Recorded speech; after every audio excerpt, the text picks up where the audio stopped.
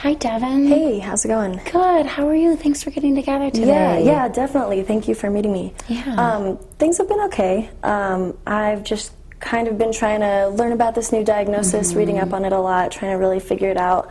There's just so much information out there. It's really There's a overwhelming. ton. Yeah.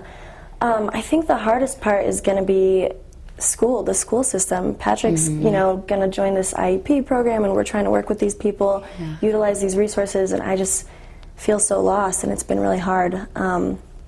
But honestly, I think the hardest part has just been my husband and I being on different pages about it. I just don't know where he's at in this grieving process. I don't know where I'm at, and I don't know what to do. You hit the nail on the head. You know, it is a grieving process. It's a hard thing to hear that your child has, and you know, as a couple, you're going to go through things together, but you're also two independent people, and you're processing things completely differently.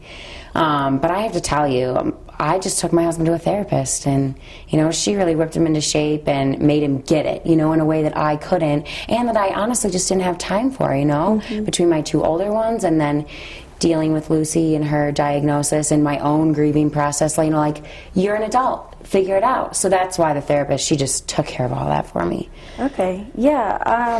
You know, my husband's a little sensitive. I don't know how well he'd react to that, or even me suggesting it, you know.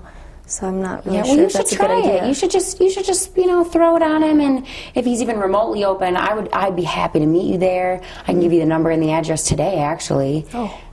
Okay, I can think about that. Yeah, thanks. Yeah, of course. But, I mean, in the meantime, it sounds like there's a lot going on, obviously, and it's hard to really control anything other than your own emotions. So what have you been doing for yourself lately? I guess not a whole lot. Reading up on it, just trying to really understand it. I've, you know, been exercising a little bit more, but it's just so chaotic and so busy all the time. I've just had a really hard time with that. No, it's hard to fit things in as a mom in general, but especially with this whole other dynamic going on. So even if you're just taking 10 or 15 minutes, you know, a quick walk, or even if you were to read something just for leisure, you know, not worrying about the diagnosis for a little bit. Okay. Something I do for myself is I go to the movies.